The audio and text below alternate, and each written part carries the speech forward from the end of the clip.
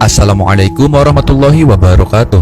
Sahabat keramat wali, di video kali ini kami akan membahas 10 tokoh pahlawan nasional dari Banten yang wajib kalian ketahui.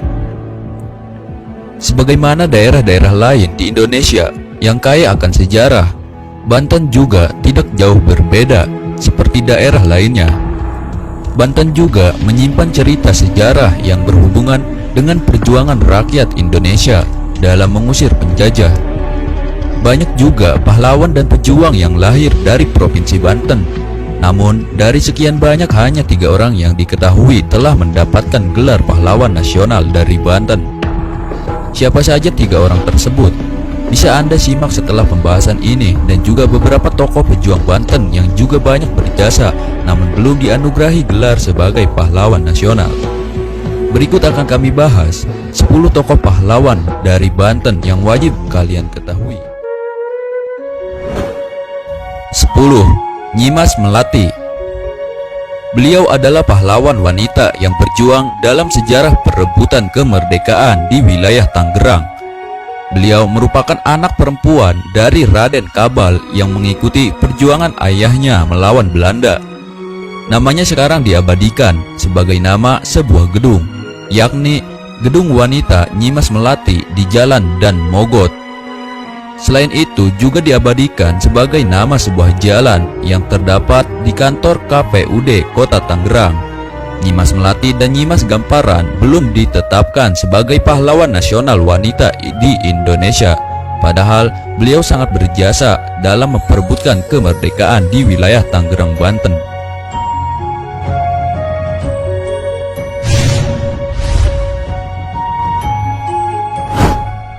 9.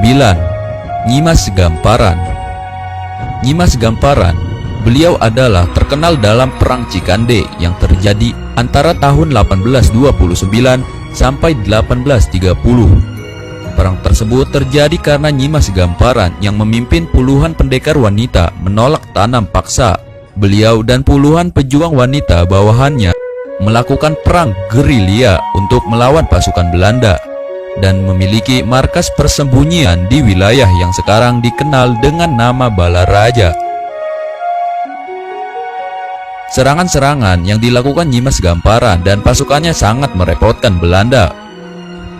Tak heran Nyimas Gamparan masuk dalam daftar ke-9 tokoh pahlawan Banten ini.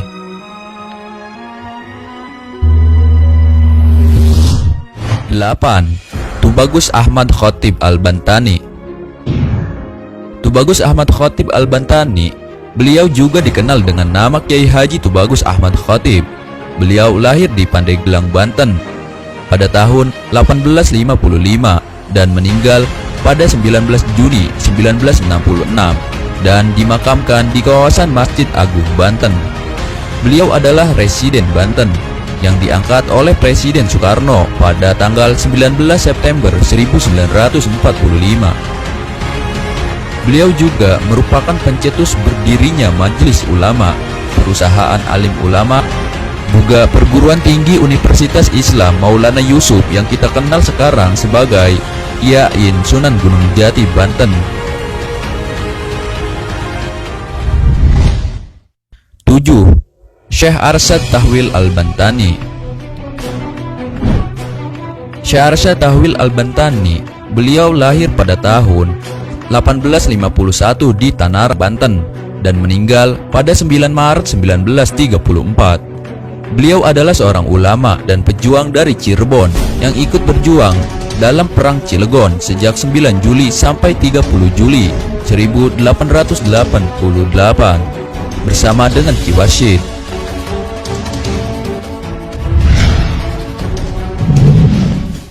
6. Syekh Nawawi Al-Bantani. Syekh Nawawi Al-Bantani, beliau adalah seorang ulama yang lahir di Kampung Tanara, Tirtayasa, Kabupaten Serang, Banten pada tahun 1815.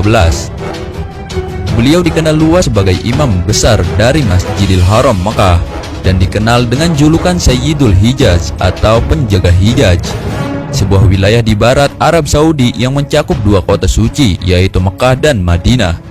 Beliau juga terkenal sebagai ulama besar yang memiliki banyak karya manuskrip yang disebarkan serta diterbitkan hingga ribuan kali tanpa royalti. Dan beliau wafat di Mekah pada tahun 1879, kemudian dimakamkan di sana. Kiai Haji Hasyim Asy'ari pendiri NU adalah salah satu muridnya.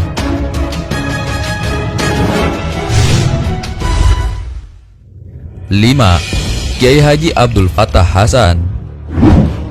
Kiai Haji Abdul Fattah Hasan, beliau adalah wakil residen Serang yang memerintah bersama Kiai Haji Samaun pada periode tahun 1945 sampai 1949. Beliau adalah pejuang kemerdekaan Republik Indonesia dan juga anggota BPUPKI serta KNIV. Lahir pada tahun 1912 dan hilang pada 1949 setelah bergerilya bersama Ki Samaun dan ditahan oleh Belanda saat agresi militer Belanda II. Sejak itu, beliau tidak kembali, tidak diketahui apakah ikut tertangkap atau wafat.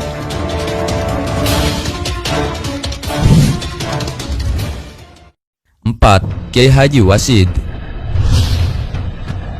Kiai Haji Wasid lebih dikenal dengan nama Ki Wasid. Beliau adalah seorang pejuang yang memimpin pada Perang Cilegon di tanggal 9 Juli 1888 sampai beliau gugur pada tanggal 30 Juli 1888 di Banten. Beliau adalah murid dari Syekh Nawawi Al-Bahtani dan Syekh Abdul Karim Al-Bahtani.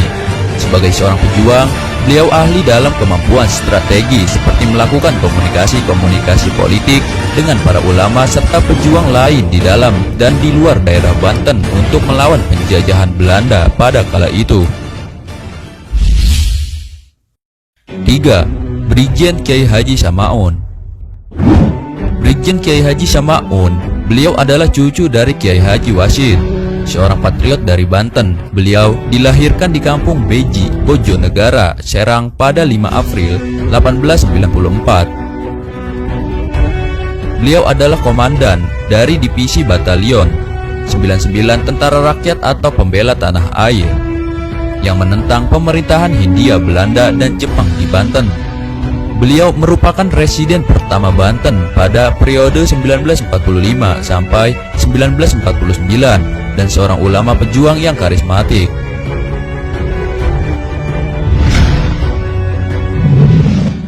2. Mr. Syafarudin Prawiranegara. Mr. Syafarudin Prawiranegara, beliau lahir pada tanggal 28 Februari di Serang, Banten, dan beliau meninggal di Jakarta pada 15 Februari 1989. Pahlawan nasional dari Banten ini pernah menjabat sebagai presiden atau ketua pemerintahan darurat Republik Indonesia ketika agresi militer Belanda tanggal 19 Desember 1948 yang menjatuhkan pemerintahan sah Republik Indonesia di Yogyakarta. 1. Sultan Ageng Tirtayasa. Sultan Ageng Tirtayasa, beliau lahir di Banten pada tahun 1631. Sultan Ageng Tirtayasa adalah putra dari Sultan Abdul Ma'ali Ahmad dan Ratu Marta Kusuma. Beliau terkenal dengan pahlawannya kepada Belanda karena monopoli perdagangan yang dilakukan VOC sehingga Kesultanan dan rakyat Banten mengalami kerugian. Selain itu, beliau juga sangat memperhatikan pendidikan, terutama pendidikan agama.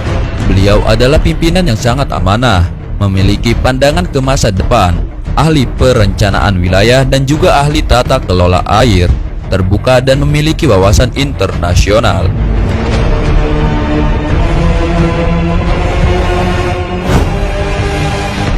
Nah, begitulah 10 tokoh pahlawan nasional dari Banten yang wajib kalian ketahui. Semoga dapat menambah wawasan kalian dan semoga bermanfaat. Sekian dari kami. Wassalamualaikum warahmatullahi wabarakatuh.